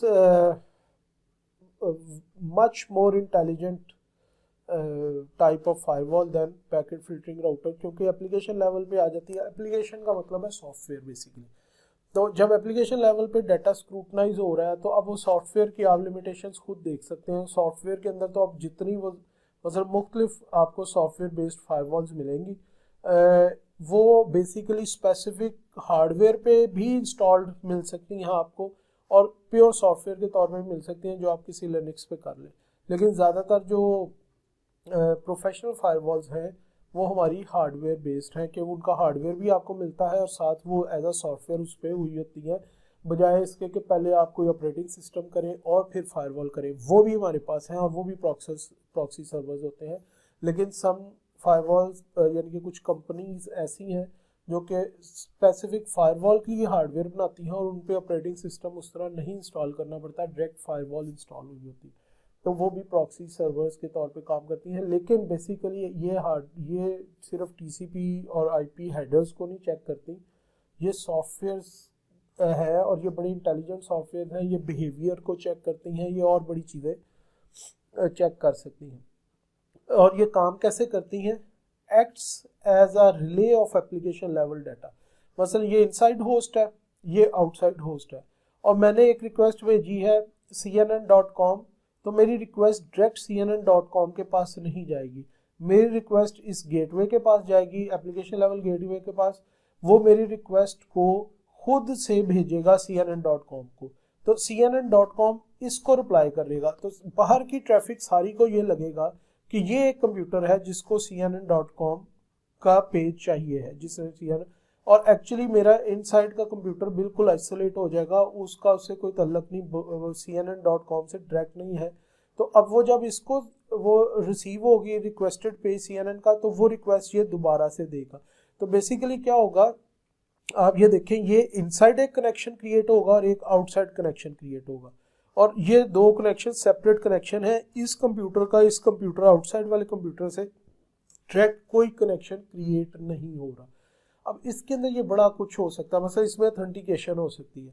अगर मैं कोई रिक्वेस्ट करता हूँ किसी भी सर्विस की, एफटीपी पे किसी भी चीज़ की, तो मेरे से ये application level gateway user name और पासवर्ड भी मांग सकता है अगर उसके अंदर पॉलिसी में सेट किया हुआ है। तो वो यूज़र नेम और पासवर्ड में डालता हूँ और वो ऑथेंटिकेट करता है और वो देखता है हाँ इसको ये सर्विसेज अलाउड है, तो वो अगला कनेक्शन क्रिएट करके मेरा डाटा जो है इधर रिले कर देगा और इसका जो रिप्लाई आएगा इसको वो मुझे रिले कर देगा। तो बेसिकली इंटरनल जो होस्ट हैं वो सारे आइसोलेट हो गए बाहर वाले होस्ट से, तो वो डायरेक्ट उसके साथ कनेक्शन नहीं बनेगा। तो इसका मतलब है सारी ट्रैफिक पहले इसको मिलेगी और ये उसको, इसीलिए हम इनको प्रॉक्सी सर्वर्स भी कहते हैं कि बेसिकली तो सर्वर ये था जो मुझे चाहिए लेकिन एक्ट ये कर रहा है एज अ सर्वर, तो ये क्या हुआ, प्रॉक्सी सर्वर है। ओरिजिनल सर्वर तो नहीं है, प्रॉक्सी है। ओरिजिनल सर्वर तो ये था जो मुझे रिक्वायर्ड था, तो ये हमें अब as a proxy server behave करता है। Also called proxy servers act as a relay of application level traffic. ये इस तरह है कि ये हमारे पास इंटरनल ट्रांसपोर्ट कनेक्शन बना, यहाँ से इंटरनल सिस्टम्स कनेक्ट कर रहे हैं, फिजिकल लेयर से डाटा जाएगा नेटवर्क लेयर पे, नेटवर्क से इंटरनेट ट्रांसपोर्ट एप्लीकेशन, और एप्लीकेशन ये एक सिस्टम है जो बेसिकली फायरवॉल है, ये बॉक्स जो है, ठीक है, उसके अंदर वो उसको अपनी तरफ से दोबारा से एप्लीकेशन लेयर पे और ये करके एक्सटर्नल को भेजेगा। तो इसलिए मैं कह रहा था कि पैकेट फिल्टरिंग राउटर के जो एडवांटेजेस हैं उसमें सबसे पहला एडवांटेज ये था कि one of the first advantages कह लें, पहला तो मैंने सिंप्लिसिटी लिखा हुआ है, हाई स्पीड। तो इसके अंदर क्योंकि देखें हम पूरे का पूरे ये एप्लीकेशन लेयर पे जाके डिसीजन कर रहे हैं, तो बजाय इसके कि हम इधर नेटवर्क लेयर से इधर ट्रैफिक भेज देते, तो इसके अंदर प्रोसेसिंग भी इन्वॉल्व होगी और फिर application layer is an intelligent layer, और जितना इंटेलिजेंट कोई भी होगा उतना थोड़ा सा डिसीजन मेकिंग स्लो होगी, डिसीजन मेकिंग की क्वालिटी इंप्रूव हो जाएगी, स्पीड स्लो हो जाएगी। ठीक है, देखें एक्ट और रिएक्ट करना फास्टेस्ट वे है, सोच समझ के रिएक्ट करना क्या है, स्लो वे है, लेकिन सोच समझ के रिएक्ट करने की क्वालिटी अच्छी होती है। ठीक है, तो ये बेसिकली एप्लीकेशन लेयर के ऊपर हमारे पास डिसीजन बहुत ज़्यादा अच्छा हो जाएगा, लेकिन एक थोड़ा सी प्रॉब्लम है, हमारी स्पीड थोड़ी स्लो हो जाएगी। एप्लीकेशन लेवल गेटवे के एडवांटेज हैं, higher security than packet filtering routers, only lead to scrutinize a few allowable applications, easy to log and audit all incoming traffic। अच्छा, दूसरी चीज़ है कि जो एप्लीकेशंस हमने स्क्रूटनाइज नहीं करनी उसको हम इसमें डालेंगे नहीं, उसका डाटा या तो ड्रॉप कर देंगे अगर हमने वो स्क्रूटनाइज नहीं करनी, तो या हमने अलाउ करनी है तो अलाउ होगा। इस केस में पैकेट फिल्टरिंग राउटर में अगर हमने ये अप्लाई की हुई है तो हर पैकेट का हेडर देखा जा रहा था, इस केस में ऐसा नहीं है। जो एप्लीकेशन हमने अलाउ रखी हुई है सिर्फ उन्हीं का डाटा आगे जाएगा, बाकी को देखने की जरूरत ही नहीं। उसको डिसअलाउ किया हुआ है तो डिसअलाउ कर दे, और अगर बगैर उसको स्क्रूटनाइज किए फॉरवर्ड किया हुआ है तो फॉरवर्ड कर दे। Easy to log and audit all incoming traffic, और क्योंकि ये सॉफ्टवेयर है, ये कोई सिंपल राउटर नहीं है जो हेडर्स देख रहा है, तो इस सॉफ्टवेयर के अंदर एप्लीकेशन लेवल पे चलते हुए सॉफ्टवेयर में हम लॉग्स भी मेंटेन करेंगे। लॉग्स का मतलब है कि आईपी एड्रेसेस की हमारे पास लिस्ट बन जाएगी, किस आईपी एड्रेस से कितने बजे क्या किया था, और फिर जो एप्लीकेशन यूज, जो डाटा गया, कितना जीबी यूज़ हुआ, कितने जीबी इनकमिंग हुई, कितने जीबी आउटगोइंग हुई, कौन कौन सी सर्विसेज यूज हुई, तो हमारा पूरा वो सॉफ्टवेयर पूरा लॉग मेंटेन कर सकता है क्योंकि सॉफ्टवेयर बेस्ड है। और बाद में वो लॉग ऑडिट भी किया जा सकता है। अगर कोई थ्रेट भी आ जाए, कोई हैकिंग अटैक भी हो, तो आप आइडेंटिफाई कर सकते हैं बाद में भी कि कहाँ पे कोई प्रॉब्लम क्रिएट हुई थी। डिसएडवांटेज जो मैंने ऑलरेडी बताया है, additional processing overhead on each connection. ठीक है, तो ये हमारे पास उसका डिसएडवांटेज है। थर्ड टाइप है जी circuit level gateway. Circuit level gateway को थोड़ा सा अंडरस्टैंड कर लें, काफ़ी मिलता जुलता है एप्लीकेशन लेवल गेटवे से। एप्लीकेशन लेवल गेटवे पे क्या होता है कि आपका सारा एप्लीकेशन लेवल डाटा जो है वो एप्लीकेशन लेवल पे चेक किया जाता है डाटा। ठीक है, जो रिक्वेस्ट गया, जो रिक्वेस्ट आई, जो डाटा इन हो रहा है, जो डाटा आउट हो रहा है, वो सारा चेक किया जा रहा है। जबकि सर्किट लेवल गेटवे में क्या किया जाता है, कनेक्शन कहाँ होता है, टीसीपी लेयर पे, कि आपको ये सर्विस अलाउड है कि नहीं है, जस्ट दैट, वो डाटा नहीं चेक करेगा। इसकी वजह से हमारा थोड़ा सा ज़्यादा फास्ट हो जाता है काम। मसलन वो कहता है अच्छा आपको वॉइस की सर्विस अलाउ है, तो अगर आपने वॉइस की किसी आउटसाइड होस्ट के साथ कम्युनिकेट करना था और वॉइस की सर्विस अलाउड है तो उसने आपको अलाउ कर दी, और उसके बाद वो उस वॉइस के डाटा को चेक नहीं करेगा बाइट बाय बाइट और पैकेट बाय पैकेट, बस एक दफ़ा ये चेक करेगा वॉइस की सर्विस इज अलाउड, तो बस फॉरवर्ड करते जाओ इधर से इस तरफ और इधर से इस तरफ, अगर दोनों साइड पे अलाउड है। तो इसके अंदर क्या होता है, इसको हम कहते हैं ट्रांसपोर्ट कनेक्शन, यानी कि एप्लीकेशन लेवल से ज़्यादा काम ट्रांसपोर्ट लेयर पे हो रहा है कि कनेक्शन अलाउड है टीसीपी का दो सिस्टम्स के दरमियान, तो उसको अलाउ कर दो। अगर एफटीपी पोर्ट 21 की एक्सेस मुझे यहाँ से यहाँ पे अलाउड है, तो वो मैं एफटीपी की फाइल के अंदर क्या भेज रहा हूँ वो नहीं देखेगा, वो क्या देखेगा एफटीपी की सर्विस बस अलाउड है तो इसको अलाउ कर दो। जबकि एप्लीकेशन लेवल पे क्या हो सकता था कि वो जो एफटीपी की मैं सर्विस मांग रहा हूँ तो उसके अंदर जो मैं फाइल ट्रांसफर कर रहा हूँ उस फाइल को भी चेक किया जा सकता था कि उस फाइल में किस तरह का डाटा जा रहा है, किस तरह का डाटा नहीं जा रहा है, उसकी बेस पे भी डिसीजंस किए जा सकते थे। उसकी क्वांटिटी कितनी है, 1 GB फाइल जा रही है तो 1 GB मुझे अलाउड ही नहीं है फॉर एग्जांपल, वो भी चेक किया जा सकता है। जबकि इसमें ऐसी चीज़ें नहीं होंगी, अगर एफटीपी अलाउड है तो बस अलाउड है, डाटा को चेक नहीं किया जाएगा। इसको हम कहते हैं circuit level gateway. It can be a standalone system or a specialized function performed by application level gateway। तो ये सर्किट लेवल गेटवे अकेला भी लगाया जा सकता है, लेकिन समटाइम्स इसको हम स्पेशलाइज्ड फंक्शन के तौर पे लगाते हैं एप्लीकेशन लेवल गेटवे पे, अपनी एप्लीकेशन लेवल गेटवे की परफॉर्मेंस को फास्ट करने के लिए। क्या करते हैं कि एप्लीकेशन लेवल गेटवे पे हम ऑथेंटिकेशन कर लेते हैं, यूज़र नेम पासवर्ड टाइप चीज़ें, वो सर्किट लेवल गेटवे पे नहीं हो सकती। और अगर वो यूजर नेम पासवर्ड सारा ऑथेंटिकेशन होगी एप्लीकेशन लेवल गेटवे पे, तो सर्किट लेवल गेटवे पे उनका कनेक्शन अलाउ कर देते हैं, ठीक है, बजाय वो एक पैकेट को देखा जाए, अब उनकी ट्रैफिक को जाने दिया जाए, सिर्फ ऑथेंटिकेशन वाला मामला एप्लीकेशन लेवल पे कर लिया तो अब ज़्यादा फास्ट हो गया। Setup 2 TCP connections. The gateway typically relay TCP segment from one connection to the other without examining the content. The security function consists of determining which connection will be allowed. TCP FTP allowed है, OK allowed है, HTTP allowed है, यानी कि port 80 allowed है, port 80 allowed है, port 443 allowed है, तो बस allowed है। अब उनके पैकेट्स को फर्दर चेक नहीं किया जाएगा।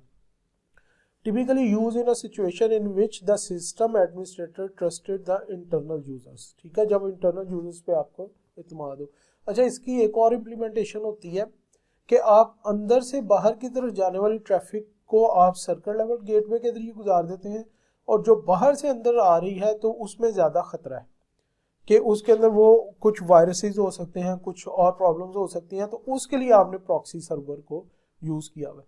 तो यही बात है कि typically uses in situation which the system administrator trusted the internal user, कि इंटरनल यूजर्स की तरफ से जो ट्रस्टेड है, बाहर से आने वाली ट्रैफिक की हम प्रॉक्सी सर्वर से उसको गुजार देंगे। तो ये 3 मेन टाइप्स थी। आगे जो है उसको हम कहते हैं बेशियन होस्ट। बेशियन होस्ट बेसिकली टाइप नहीं है, ये एक ऐसा सिस्टम है जिसको हम फायरवॉल इंस्टॉल करने के लिए, या एक ऐसी प्लेस है जिस जगह फायरवॉल रखने के लिए हम उसको यूज करते हैं। A system identified by the firewall administrator as a critical strong point in network security. The bastion host serves as a platform for an application level और circuit level gateway.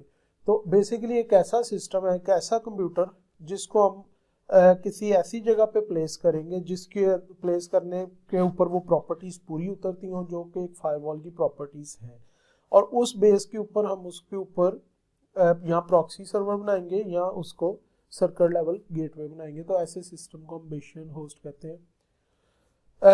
Again types of firewalls के अंदर एक और point से अगर उनको देखा जाए तो होस्ट बेस्ड फायरवॉल्स आती हैं। होस्ट बेस्ड फायरवॉल वो है, पहले तो 3 फायरवॉल्स हमने डिस्कस कर ली ना, मेन पैकेट फिल्टरिंग, फिर प्रॉक्सी सर्वर या एप्लीकेशन लेवल गेटवे और सर्किट लेवल गेटवे। अब उसी के अंदर हम एक और साइड से कैटेगराइजेशन में जाएं तो होस्ट बेस्ड है और हमारे पास प्योर फायरवॉल्स हैं। प्योर फायरवॉल्स वो हैं जिनके ऊपर जो हार्डवेयर पे डायरेक्ट फायरवॉल इंस्टॉल हुई होती है, और होस्ट बेस्ड वो है जो कि पहले ऑपरेटिंग सिस्टम होगा, फिर एज अ सॉफ्टवेयर वो उस ऑपरेटिंग सिस्टम पे होंगी। तो यहाँ पे मैं होस्ट बेस्ड फायरवॉल्स की थोड़े से डिस्कशन करूँगा। Software modules use to secure individual host mostly on servers. तो होस्ट बेस्ड की जो सबसे मेन टाइप है वो ये है जो आपके उस सिस्टम पे इंस्टॉल की जाए जिसको आपने सिक्योर करना हो। फॉर एग्जांपल मेरे पास ये सिस्टम है, इसके अंदर भी मेरे ख्याल से जब मैं इसके सिक्योरिटी सेंटर में जाता हूँ और इधर हमारे पास विंडोज़ का जो भी आता है फायरवॉल्स एंड नेटवर्क प्रोटेक्शन, तो ये मेरे पास भी आ रही है। तो ये हमारे पास एक विंडोज़ की फायरवॉल है जो बाय डिफ़ॉल्ट विंडोज़ 10 के अंदर आई हुई है, ठीक है। तो ये बेसिकली क्या है, होस्ट बेस्ड फायरवॉल है। तो ये तो बिल्कुल नॉन प्रोफेशनल टाइप की मिनिमम जो लेवल की फायरवॉल है होस्ट बेस्ड।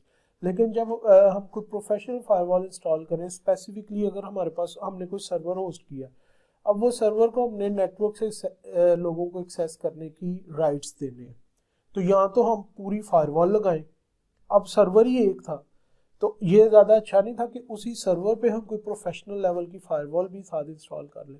तो वो हमारे पास बहुत सारी ऑर्गेनाइजेशन की है, पांडा सिक्योरिटी वालों की है, फिर ये जो हमारा बड़ा पॉपुलर एक एंटीवायरस सॉफ्टवेयर है AVG, इसकी भी होस्ट बेस्ड फायरवॉल्स है, और हर बड़ी एंटीवायरस कंपनी की तकरीबन है। सर्वर्स के ऊपर हमें ये ज़रूर करनी चाहिए प्रॉपर, अगर हम सिंगल सर्वर कर रहे हैं और उसको हमने सिक्योर करना है आउटसाइड से। Advantages can tailor filtering rules to host environment, यानी कि आप स्पेसिफिक उस होस्ट एनवायरनमेंट के लिए अपने टेलर मेड रूल बना लेंगे।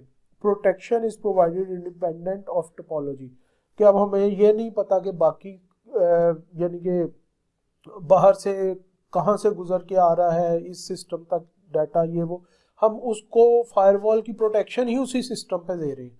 तो हम ये डाउटफुल नहीं हो सकते, हम ये डाउटफुल नहीं होंगे कि इस सिस्टम तक पहुंचने में क्या बाहर से आने वाली ट्रैफिक फायरवॉल से गुजरी है या नहीं गुजरी, कहीं उसने फायरवॉल को अवॉइड तो नहीं कर दिया, क्योंकि हमारे इसी सिस्टम के ऊपर ही वो होस्ट बेस्ड फायरवॉल है। Provide an additional layer of protection, तो अगर आपकी ओरिजिनल फायरवॉल भी चल रही है और साथ हमने होस्ट बेस्ड भी कर दिए, तो एक एडिशनल लेयर प्रोवाइड कर देती। फिर हमारे पास है जी personal firewalls, control traffic between PC workstation and internet or enterprise network. A software module on personal computer or in home office with the personal internet connection DSL cable IP, typically much less complex than other firewalls, primarily to deny unauthorized remote access to the computer and monitor outgoing traffic, outgoing activities for malwares. तो ये exact example थी जो ये मैंने आपको personal firewalls दिखाई। तो वो अगर बेसिकली पर्सनल फायरवॉल भी होस्ट बेस्ड फायरवॉल है, लेकिन इसकी क्वालिटी क्वालिटी ऑफ प्रोटेक्शन जो आपके पास एक पर्पस बिल्ड होस्ट बेस्ड होगी उससे थोड़ी कम है। जो ये हमारे AVG और ये इसके ऊपर हमें पर्सनल फायरवॉल्स देते हैं, तो फ्री में ऑलमोस्ट सारी कंपनीज कुछ ना कुछ फंक्शनैलिटीज दे रही हैं, तो वो पर्सनल फायरवॉल्स होती हैं, बेसिकली है वो भी host based firewalls. In addition to use of simple configuration of a single system, for example single packet filtering router or a single application gateway or a single जो हमारे पास third थी sometimes इंसान के then से कोई चीज़ circuit level gateway, तो एक single type की फायरवॉल यूज करने की बजाय more complex configurations are possible. Three common configurations are screened host firewall, single home Bayesian host, screened host firewall system, dual home Bayesian host और screened subnet firewall। ये तीन basic common configurations है, बहुत सारी हो सकती हैं, तो हम just for example ये three we are going to discuss। Screen का मतलब है कि स्क्रीन होस्ट फायरवॉल सिस्टम के, स्क्रीन का मतलब है हम हर चीज़ स्क्रीनिंग करके ट्रैफिक आने जाने दे रहे हैं, that's it. Single home basically bastion host, मैं आपको पहले बता चुका हूँ कि अगर सिंगल बेशियन होस्ट लगा है या डुअल है तो ये हम देखेंगे किस तरह। तो this is the first configuration, यानी कि ये पहले वाला जो है screen host firewall single home bastion configuration. Firewall consists of two systems, a packet filtering router and a basin host. ठीक है, तो अब बेसिकली हमारे पास इसमें दो फायरवॉल्स यूज हो रही है, पैकेट फिल्टरिंग राउटर और बेसन होस्ट. बेसन होस्ट बेसिकली वो प्रॉक्सी सर्वर भी हो सकता है, वो उस पे सर्किट लेवल गेटवे भी हो सकता है, लेकिन पैकेट फिल्टरिंग राउटर का आपको पता है वो पैकेट फिल्टरिंग राउटर है. ठीक है, तो ये आपका इंटरनल नेटवर्क है ये जिसपे 3 कंप्यूटर्स नजर आ रहे हैं. इट कैन बी 1 कंप्यूटर और 1000 नेटवर्क ऑफ 1000 कंप्यूटर्स, 100 कंप्यूटर हो सकते हैं. तो यहाँ पे आपका इंटरनल नेटवर्क है इस पोर्शन में. ठीक है, ये इंटरनल नेटवर्क जो है ये कम्युनिकेट करना चाहता है इंटरनेट पे. ठीक है, अब इंटरनल नेटवर्क को आपने जो लिंक दिया हुआ है वो ये लिंक सेंटर से जा रहा है. ठीक है, और यहाँ पे आपके पास एक इंफॉर्मेशन सर्वर पड़ा हुआ है. Information server can be any server which provide services to outside host. देखिए ये हमारा इंटरनल सर्वर नहीं है, ये इन कंप्यूटर्स के लिए नहीं है. इन कंप्यूटर्स के लिए ये सर्वर होता तो फिर ये इंटरनल नेटवर्क पे लगा होता. तो अब इसकी लोकेशन हम देखें कि वो बेसिकली पैकेट फिल्टरिंग राउटर के बाद लगा है, लेकिन बेसन होस्ट से वो इस तरफ लगा हुआ है. तो इसका मतलब है ये एक ऐसा सर्वर है जिसको हम एक्सपेक्ट कर रहे हैं लोग बाहर से एक्सेस करेंगे. मसलन HTTP सर्वर हो सकता है, यानी कि वेब होस्टिंग प्रोवाइड कर रहा है. तो अगर वेब होस्टिंग प्रोवाइड कर रहा है तो हर कोई, मसलन मैं CNN.com लिखता हूँ तो मैं बेसिकली CNN के सर्वर को बाहर से ही कनेक्ट कर रहा हूँ ना.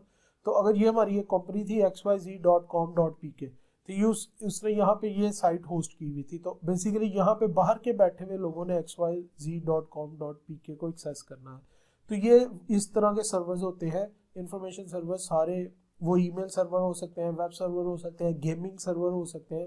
इन सबको हम इंफॉर्मेशन सर्वर कहते हैं जो कि बाहर से लोग एक्सेस करते हैं. तो उसको हमने इंटरनल नेटवर्क का हिस्सा नहीं बनाया क्योंकि उसको बाहर से लोगों ने एक्सेस करना है. इसका मतलब है यहाँ तक लोगों को हमने खुद आने देना. तो अगर हम उनको अपने नेटवर्क के अंदर वाले सेगमेंट तक आने देंगे तो फिर उनका अंदर वाला नेटवर्क हैक करना ज़्यादा आसान हो जाएगा. तो पहला पॉइंट तो इसमें ये नोट करें कि इंफॉर्मेशन सर्वर जो है वो बेसन होस्ट से बाहर लगा हुआ है, अंदर नेटवर्क पे नहीं लगा हुआ. अब ज़रा ट्रैफिक को आपने गौर करना है. ये जो एरोज वाले हैं ये आपने सॉलिड लिंक को नहीं देखना. अब ये एरो देखें, कोई भी एरो इंटरनल नेटवर्क से डायरेक्ट नेट की तरफ नहीं जा रहा और ना ही कोई एरो बाहर से इंटरनेट क्लाउड से डायरेक्ट इंटरनल नेटवर्क तक जा रहा है कहाँ, और ना ही कोई भी एरो इंटरनेट से डायरेक्ट इंफॉर्मेशन सर्वर तक जा रहा है. कहाँ से जा रहे हैं? इंटरनेट से जो एरो है वो जा रहा है बेसन होस्ट तक और इंटरनेट से ट्रैफिक कहीं नहीं जा रही. ठीक है, और बेसन होस्ट से एक एरो जो है वो कम्युनिकेट कर रहा है इंटरनल नेटवर्क के पास. डबल कम्युनिकेशन है, दोनों तरफ एरोज है, यानी कि इंटरनल नेटवर्क भी बेसन होस्ट से कम्युनिकेट कर रहा है और बेसन होस्ट भी इंटरनल नेटवर्क से कम्युनिकेट कर रहा है. फिर इसी तरह बेसन होस्ट जो है वो इंफॉर्मेशन सर्वर से भी कम्युनिकेट कर रहा है और इंफॉर्मेशन सर्वर भी बेसन होस्ट से कम्युनिकेट कर रहा है. और बेसन होस्ट बार नेटवर्क से इंटरनेट से भी कम्युनिकेट कर रहा है और इंटरनेट बेसन होस्ट से कम्युनिकेट कर रहा है. ठीक है, इसका मतलब है किसी भी बेसन होस्ट के अलावा किसी भी कंप्यूटर का इंटरनेट से कोई कम्युनिकेशन लिंक नहीं है. तो अब आपने समझनी है इसकी कॉन्फ़िगरेशन क्या है. Configuration for the packet filtering router. इसके अंदर दो चीज़ें कॉन्फ़िगर करनी है, पैकेट फिल्टरिंग राउटर और बेसन होस्ट पे जो आपका एप्लीकेशन लेवल गेटवे होगा या सर्किट लेवल गेटवे. तो पहले हम देखते हैं पैकेट फिल्टरिंग राउटर की कॉन्फ़िगरेशन क्या होगी. सिंपल, एक रूल बना दो, सारी चीज़ों को डिनाई कर दो, डिफॉल्ट रूल रख दो डिनाई ऑल, और अंदर एक चीज़ को अलाउ कर दो, only packets from and to bastion host are allowed to pass through the router. तो इसके अंदर मैंने ये कॉन्फ़िगर कर दिया कि सारी चीज़ें डिसअलाउ कर दो, हर पैकेट को ड्रॉप कर दो, सिर्फ उस पैकेट को गुजरने दो जो इंटरनेट से बेसन होस्ट के लिए हो, और अंदर से बाहर आने वाले उस पैकेट को इंटरनेट पे जाने दो जो बेसन होस्ट से इंटरनेट के लिए हो. तो राउटर को तो हमने कहा सिर्फ भाई बेसन होस्ट की ट्रैफिक बाहर जाएगी और सिर्फ बेसन होस्ट के लिए ट्रैफिक अंदर आएगी. ठीक है, अब जिसने भी बाहर कम्युनिकेट करना है वो अपना खत का लिफाफा बेसन होस्ट को दे दे, बेसन होस्ट आगे भेजेगा तो ये राउटर उसको पास करने देगा. ठीक है, तो बेसन host perform authentication and proxy functions. अब मैंने इस कंप्यूटर ने, ये जो ऊपर कंप्यूटर है नेटवर्क पे, इंटरनल नेटवर्क में, इसने अगर CNN.com की रिक्वेस्ट करनी थी तो वो रिक्वेस्ट गई बेसन होस्ट में, बेसन होस्ट ने प्रॉक्सी सर्वर में चेक किया कि क्या इसको cnn.com अलाउड है, अगर अलाउड है तो उसने उसकी रिक्वेस्ट फॉरवर्ड कर दी इंटरनेट के लिए। और जब वो इंटरनेट के लिए जा रही थी रास्ते में पैकेट फिल्टरिंग राउटर से गुजरी तो पैकेट फिल्टरिंग राउटर ने देखा कि रिक्वेस्ट बेसन होस्ट की तरफ से है, तो इसने उसको जाने दिया और उस रिक्वेस्ट का जवाब आया CNN के पेज की सूरत में। पैकेट फिल्टर राउटर ने देखा ये जवाब बेसन होस्ट के लिए है, तो उसने अगेन जाने दिया और बेसन होस्ट पे cnn.com का जो रिक्वेस्टेड पेज था वो आ गया और बेसन होस्ट पे प्रॉक्सी सर्वर ने चेक किया कि एक्चुअली ये रिक्वेस्ट इस कंप्यूटर ने की थी, तो उसने वो वाला पेज इसको भेज दिया। ठीक है, तो हमने क्या किया कि बेसन होस्ट की मदद से हमने पैकेट फिल्टरिंग राउटर के अंदर बड़ा सिंपल सा रूल लगा के अपनी सिक्योरिटी को इंक्रीज कर लिया। तो ये इसको हम कहते हैं single home bastion configuration. Greater security than single configuration because of two reasons. This configuration implements both packet level and application level filtering, allowing for flexibility in defining security policy. An intruder must generally penetrate two separate systems. This configuration also affords flexibility in providing direct internet access, for example public information servers, for example web servers. तो ये मैंने आपको पहले ही explain कर दिया था कि जी अगर हैकर है उसको अब दो सिस्टम्स डिस्ट्रॉय करने पड़ेंगे अंदर के किसी सर्वर को हैक करने के लिए, जो इधर कहीं इंटरनल नेटवर्क पे हमारा इंटरनल सर्वर लगा होगा, उसको पैकेट फिल्टरिंग राउटर भी पेनिट्रेट करना पड़ेगा और उसको बेसन होस्ट भी पेनिट्रेट करना पड़ेगा, क्योंकि डायरेक्ट लिंक हमने कोई नहीं दिया। एक तो ये पॉइंट हो गया। उसके बाद हमारे पास कुछ रूल्स हम पैकेट फिल्टरिंग पे लगा दिए और कुछ हमने प्रॉक्सी पे लगा दिए, एक ये फ़ायदा हो गया हमें।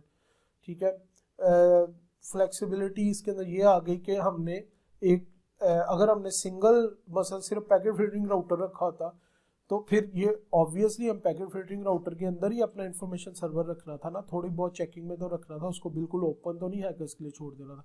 तो वो इन्फॉर्मेशन सर्वर की एक्सेस हमने बाहर वाले लोगों को दे देनी थी और बाहर वाले लोगों ने जब इंफॉर्मेशन सर्वर को एक्सेस करना था तो उनके वो हमारे अगर ये बेसन होस्ट ना होता, आगे हमारा नेटवर्क कंटिन्यू कर रहा होता, तो एक्चुअली वो हमारे नेटवर्क के पे आ चुके हुए हैं।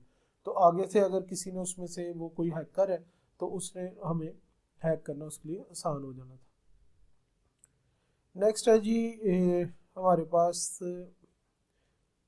Screen host firewall dual home bastion configuration. इसमें हम डुअल होम बेसन कॉन्फ़िगरेशन है। The packet filter router is not completely compromised. Traffic between the internet and the other host on the private network has to flow through the बेसन host.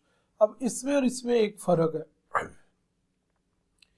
इन दोनों में फ़र्क ये है कि एक्चुअली जो उस केस के अंदर था कि बेसन होस्ट बाहर से जो ट्रैफिक आती थी वो पहले पैकेट फिल्टर के पास जाती थी और फिर पैकेट फिल्टर जो था वो उसको बेसन होस्ट के पास भेजता था। डुअल होम बेसन में क्या है कि हम पहले बाहर से आने वाली ट्रैफिक को भेजते हैं बेसन होस्ट के पास, फिर वो बेसन होस्ट उस ट्रैफिक को पैकेट फिल्टर के पास भेजता है और पैकेट फिल्टर फिर उसको फिल्टर करता है बाकी रूल्स के मुताबिक। ठीक है, तो अब डायरेक्ट हम उसको बाहर वाली ट्रैफिक को पैकेट फिल्टर राउटर को भी नहीं भेजते, बेसन होस्ट से होके वो जाती है। The traffic between the internet and other hosts on the private network has to flow through the बेसन होस्ट। और इसी तरह जो इंटरनेट से बाकी अंदर के कंप्यूटर्स के लिए ट्रैफिक है वो भी उससे गुजर के जानी। ठीक है, तो इस केस के अंदर बेसिकली क्या हो रहा है, इससे ये फ़र्क है कि इसके अंदर जो इंटरनेट से ट्रैफिक आती थी वो पहले आती थी पैकेट फिल्टर राउटर के पास, और अगर पैकेट फिल्टर राउटर चेक करता था वो बेसन होस्ट के लिए तो उसको फॉरवर्ड कर देता था। इस केस में वो डायरेक्ट पैकेट फिल्टर राउटर के पास नहीं आएगी, डायरेक्ट जाएगी बेसन होस्ट के पास और फिर वो देखेगा कि क्योंकि प्रॉक्सी लेवल की फायरवॉल है, ज़्यादा इंटेलिजेंट है, तो वो फिर देखेगा इसको पैकेट फिल्टर राउटर के पास भी भेजना है या नहीं भेजना। तो इस प्रोसेस को जब हम कर दें तो इसको हम डुअल होम बेसन कॉन्फ़िगरेशन कहते हैं। नेक्स्ट है जी screened subnet firewall configuration. Most secure configuration of 2 packet filter routers are used. Creation of an isolated subnet. तो एक पैकेट फिल्टर राउटर ये देखें ये लग गया हमारे पास इंटरनल नेटवर्क पे से पहले और एक एक्सटर्नल पे। ठीक है, तो अब क्या हुआ, हमने इंटरनल नेटवर्क को एक और राउटर के पीछे ले गए, तो अब बेसन होस्ट के पास ट्रैफिक जाएगी, उससे वो इंटरनल राउटर के पास जाएगी, इंटरनल राउटर देखेगा कि वो बेसन होस्ट की तरफ से ही है तो वो उसको पास करने देगा, अदरवाइज नहीं करने देगा। इससे क्या हुआ, दो राउटर्स के बीच में हमारे पास एक स्पेस बन गई, इसको हम कहते हैं creation of an isolated subnet, और इसके अंदर यूजुअली हम ज़्यादा इजीली अपने सर्वर्स को रख सकते हैं। इस केस के अंदर हम जो इंफॉर्मेशन सर्वर्स है वो इस जगह पे अगर रख दें तो हमारा प्राइवेट नेटवर्क इस केस से भी ज़्यादा सिक्योर रहता है। तो ये हमारे पास जिसके अंदर हम डबल इनसाइड राउटर और आउटसाइड राउटर लगा दें तो ये हमारे पास डबल यानी कि स्क्रीन सबनेट फायरवॉल कॉन्फ़िगरेशन आ जाती है कि हम एक सबनेट बना देते हैं। सबनेट का मतलब है एक छोटा नेटवर्क, तो ये इन बिटवीन दो राउटर्स के एक नया नेटवर्क बन गया जिसके ऊपर हम अपने इंफॉर्मेशन सर्वर्स और बेसन होस्ट को रख देते हैं। बाकी काम तकरीबन उसी तरह करता है, वह फ़र्क ये हो गया कि अब ये वाला राउटर भी चेक करेगा कि ट्रैफिक बेसन होस्ट की तरफ से ही आई है और ट्रैफिक बेसन होस्ट को ही जाएगी, और इसी तरह इंटरनेट में जाने के लिए भी ये वाला राउटर चेक करेगा ट्रैफिक बेसन होस्ट की तरफ से ही आई है और ट्रैफिक इंटरनेट से जो वापस आ रही है वो भी बेसन होस्ट को जाएगी, और बेसन होस्ट डिसाइड करेगा कि ये जो इंटरनेट से आने वाली ट्रैफिक है इसको मैंने फॉरवर्ड करना है इंटरनल नेटवर्क पे या इंफॉर्मेशन सर्वर्स को। एडवांटेजेस क्या हैं जी, 3 लेवल ऑफ डिफेंसेस, ठीक है। The outside router advertise only the existence of screen subnet to the internet, internal network is invisible. तो हर राउटर क्या होता है अपने साथ, आपको नेटवर्क्स में याद होगा, राउटर एडवर्टाइज करता है अपने राउटिंग टेबल में और उसके अंदर वो अपने साथ डायरेक्टली अटैच्ड नेटवर्क्स को एडवर्टाइज करता है। तो इस केस के अंदर ऊपर वाले जो केसेस हैं इनमें इसके साथ जो ये सारे नेटवर्क अटैच हैं तो ये सारे नेटवर्क्स की एडवर्टीजमेंट इंटरनेट पे जाती है। इस केस में ये जो राउटर है बाहर वाला, ये इसकी जो नेटवर्क एडवर्टीजमेंट जाएगी वो सिर्फ इतने पोर्शन की जाएगी, क्योंकि उसके बाद एक नया राउटर लगा हुआ है, उसकी उस तरफ वाला नेटवर्क प्राइवेट नेटवर्क रहेगा, वो ये वाला राउटर बाहर एडवर्टाइज नहीं कर सकेगा। The inside router advertises only the existence of screened subnet to internal network. The system on the inside network cannot construct direct route to the internet. इसके अंदर ज़्यादा अगर इस केस में तो ये था कि अगर कोई इंटरनल नेटवर्क वाला धोखा करना चाहे तो वो ट्राई कर सकता है बाईपास करने का किसी फायरवॉल को। इस केस में उसके पास ये पॉसिबिलिटी नहीं होगी क्योंकि ये यहाँ पे उसको बाहर के नेटवर्क का नक्शा नज़र ही नहीं आ रहा होगा, सिर्फ उसको ये वाला पोर्शन नज़र आएगा। नेक्स्ट एक छोटा सा कॉन्सेप्ट और डिस्कस कर लें जल्दी से, उसको हम कहते हैं demilitarised zone, DMZ। Uses of firewall to create a no man's land for services that should be accessed from the external network. Actually ये जो केस था हमारा तीसरी वाली स्क्रीन होस्ट वाला, इसके अंदर इस पोर्शन को, ये जो हमारे पास पोर्शन है जिसके अंदर ये इंफॉर्मेशन सर्वर और ये मॉडेम पड़ा हुआ है, इस पोर्शन को हम DMZ भी कहते हैं। DMZ demilitarised zone. Demilitarised zone actual in real world तो वो होता है जो दो मुल्कों के दरमियान बॉर्डर के एक जगह छोड़ी होती है। आप लोगों ने अक्सर वाघा बॉर्डर की तकरीब देखी होगी, उनका गेट होता है, हमारा गेट होता है, दोनों तरफ फौजी होते हैं और उनके दरमियान में एक छोटी सी सड़क है चंद फीट की, और ये थ्रू आउट बॉर्डर होती है। जिधर बॉर्डर पे, यानी बॉर्डर्स तो हमारे बहुत बड़े हैं, हम सारे ही बॉर्डर पे सड़क तो नहीं बना सकते, लेकिन कुछ एरिया होता है जो चंद फीट हमारी तरफ से छोड़ा गया होता है, चंद फीट दूसरे मुल्क की तरफ से छोड़ा गया होता है जो बॉर्डर के दरमियान, उसको हम कहते हैं डीमिलिटराइज्ड जोन। उस पर ना वो कब्जा करते हैं ना हम करते हैं, वो एक किस्म का बफर है दो कंट्रीज के दरमियान, ठीक है। तो इसी तरह जब हम फायरवॉल्स को यूज़ करते हुए दो नेटवर्क्स के दरमियान बफर बना दें, एक नेटवर्क था इंटरनेट यानी कि बाहर का नेटवर्क और एक नेटवर्क था इंटरनल नेटवर्क, इन दोनों के दरमियान बफर बना दिया दो राउटर्स को यूज़ करते हुए, तो ये अब नो मैन लैंड एक किस्म की बन गई। ये ना इंटरनेट का हिस्सा है और ना ये प्राइवेट नेटवर्क का हिस्सा है। इधर हम इंफॉर्मेशन सर्वर्स वगैरह रख देते हैं जो बाहर से एक्सेस हों। यही डायग्राम इधर बनी हुई है, ये ब्लू कंप्यूटर्स जो आपको नज़र आ रहे हैं ये शो कर रहे हैं इंटरनल नेटवर्क को, और ये जो रेड सा एक डिवाइस नज़र आ रही है ये हमारा राउटर कह लें जिसके बाहर नेटवर्क शुरू हो जाना है, इंटरनेट शुरू हो जाना है, और इसके दरमियान ये एक फायरवॉल और ये दूसरी फायरवॉल लगा के ये बाहर से आने वाली ट्रैफिक को डायरेक्ट हैंडल कर रही है फायरवॉल। उसमें कुछ ट्रैफिक इन सर्वर्स के लिए होगी, वो सर्वर्स क्या हो सकते हैं, www का सर्वर हो सकता है यानी कि वेबसाइट्स होस्ट करने वाला सर्वर हो सकता है। वो सर्वर क्या हो सकता है, SMTP सर्वर हो सकता है यानी कि ईमेल सर्वर हो सकता है, वो DNS सर्वर हो सकता है, डोमेन नेम सर्विसेज वाला सर्वर। तो कोई भी सर्वर, एक्चुअली DNS सर्वर्स पड़े हुए हैं ना, आप जब लिखते हैं www.cnn.com तो कंप्यूटर को तो IP एड्रेस चाहिए होता है, कंप्यूटर तो नहीं समझता कि CNN.com का क्या मतलब है। तो एक्चुअली आपकी रिक्वेस्ट जाती है DNS सर्वर के पास, DNS सर्वर में CNN.com के अगेंस्ट उसका IP दिया होता है।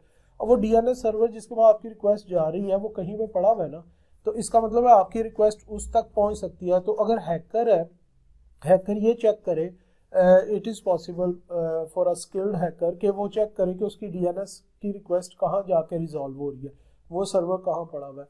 और अगर उसको DNS सर्वर किसी ऐसे नेटवर्क का हिस्से में मिले जिसके अंदर उनके इंटरनल कंप्यूटर्स भी पड़े हुए थे, तो उसके लिए तो फिर यहाँ पे DNS तक तो वो पहुँच गया वह अपनी उस रिक्वेस्ट के जरिए, तो आगे से उसको फिर एक इनिशियल पॉइंट मिल जाएगा, उसको हैक करना थोड़ा सा अगले सिस्टम्स के लिए उसके लिए आसान हो जाएगा। तो इस केस के अंदर हमें ये जितने ये पब्लिक सर्वर्स हम इनको कहते हैं, इंफॉर्मेशन सर्वर्स इनको कहते हैं, जो बाहर से हमने एक्सेस जिनकी देनी है, वो गेम सर्वर्स भी हो सकते हैं। आप लोग काउंटर स्ट्राइक खेलते होंगे, ऑनलाइन और गेम्स खेलते होंगे, तो जिस सर्वर से सारे लोग कनेक्ट हो रहे हैं वो पब्लिकली एक्सेसिबल सर्वर है। तो वो ऐसी जगह रखा जाता है जिसके ऊपर सिर्फ पब्लिक सर्वर्स पड़े हो, जिस नेटवर्क पे इंटरनल सिस्टम्स ना पड़े हो, ठीक है। तो उस वो वाला नेटवर्क बनाने के लिए फिर हम दो फायरवॉल्स यूज करते हैं, और उसके दरमियान वाले एरिया को हम DMZ कहते हैं, डीमिलिटराइज्ड जोन। होपफुली आपको ये क्लियर हो गया होगा। यहाँ पे एक और डायग्राम है कि ये आपके पास इंटरनेट था, इंटरनेट से आप अंदर आए नेटवर्क पे, तो आपको बाउंड्री राउटर हम उसको कहते हैं जो बिल्कुल इंटरनल, और उसके बाद एक्सटर्नल फायरवॉल, फिर यहाँ पे स्विच लगा हुआ है, लैंड स्विच। ऑब्वियसली अगर 10 कंप्यूटर लगाने हैं तो हमें 10 पोर्ट का स्विच चाहिए, 100 लगाने हैं तो हमें 100 पोर्ट का स्विच चाहिए। तो इस स्विच पे फॉर एग्जांपल 3 सर्वर्स लगे हैं, web server, email server, DNS server.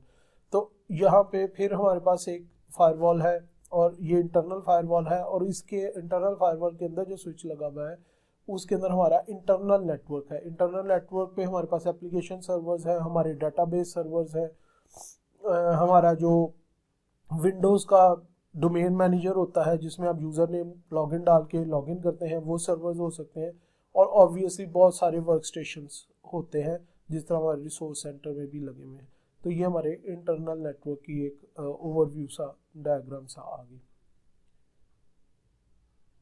So students, here is the summary of this session. We have discussed firewalls, separate network of different trust levels, यानी कि एक फायरवॉल और दूसरी एक जगह फायरवॉल लगी है तो वो दो नेटवर्क्स के दरमियान एटलीस्ट है, और अगर एक और फायरवॉल लगी है तो वो एक और नया नेटवर्क इन बिटवीन क्रिएट कर रही है। तो ये हमने डिस्कस किया कि फायरवॉल्स किस तरह सेपरेट करती हैं डिफरेंट नेटवर्क्स को, और उनके दरमियान वाली ट्रैफिक को वो स्क्रूटनाइज करती हैं। Firewall form a barrier through which the traffic going each direction must pass. तो ये एक ऐसा नाका है जिसके मतलब आप कैंट में कहीं से भी एंटर हो तो आपको किसी ना किसी नाके से गुजर के एंटर होना पड़ता है। तो यही हमारी बेसिक अप्रोच है कि हमारे इंटरनल नेटवर्क के अंदर आने और इंटरनल नेटवर्क की ट्रैफिक बाहर जाने के लिए फायरवॉल से मस्ट पास थ्रू होनी चाहिए। A firewall security policy dictates which traffic is authorized to pass in each direction. A firewall may be designed to operate as a filter at the level of IP packet or may operate at a higher protocol layer. Application level firewalls, for example. Some traffic such as laptops, smartphones and wireless can be bypassed firewalls. जिस तरह मैंने 3G 4G dongles का जिक्र किया, तो इस चीज़ को भी हमने ज़ेर में रखना है। Servers for external public are often placed in demilitarized zone DMZ that separates two networks of different trusts। ठीक है, तो ट्रस्ट लेवल आपके इंटरनल नेटवर्क का कुछ और होता है, जहाँ पे आपने पब्लिक सर्वर्स रखने हैं उनका कुछ और होता है। ऑब्वियसली वो ज़्यादा इन डेंजर होते हैं, वो ज़्यादा प्रोन टू अटैक होते हैं, और वो ज़्यादा हैक होते हैं। तो इसीलिए हमें उनकी कॉपीज़ भी रखनी होती है, उनके बैकअप्स भी कहीं रखने होते हैं। और ऑब्वियसली बैकअप्स हम उसी जगह पे नहीं रखेंगे ताकि अगर वो हैक हो गए हैं तो बैकअप भी ना डिस्ट्रॉय हो जाए। तो बैकअप्स हम रखते हैं ताकि, और पब्लिक सर्वर्स ज़्यादा हैक होते हैं। प्रॉब्लम है ना, अगर तो आपने अपना कोई आपके पास एक बहुत कीमती चीज़ है, फॉर एग्जांपल कोई आपका जूल है जो आपकी फैमिली में चला आ रहा है कोई 200-300 साल से, बहुत कीमती, और उसको आपने बैंक लॉकर में रखा हुआ है, ठीक है, तो उसकी सिक्योरिटी कुछ और है। और अगर वही जूल म्यूज़ियम में या किसी जगह डिस्प्ले करना है आपने, मसलन कोई नुमाइश लग रही थी यूनिवर्सिटी में और आपने वो जूल थोड़ी देर के यूनिवर्सिटी में रखना है, तो there are much more chances कि वहाँ से उसको चुराया जा सकता है या उस पर अटैक किया जा सकता है कि बैंक के लॉकर में किसी को पता ही नहीं था कहाँ पड़ा हुआ था। तो इसीलिए जब पब्लिक सर्वर्स होंगे तो उन पे अटैक भी ज़्यादा होते हैं, वो हैक भी ज़्यादा होते हैं। तो मेंटली हमें ये चीज़ ध्यान में रखनी चाहिए, और जहाँ पे पब्लिक सर्वर्स रखते हैं उधर हम अपनी इंटरनल सर्वर्स और इंटरनल सिस्टम्स को नहीं रखते। There can be multiple configurations possible to deploy firewalls like single home bastion, dual home version or screen subnet. Okay students, that's it for today. See you in next lecture. Thank you for watching.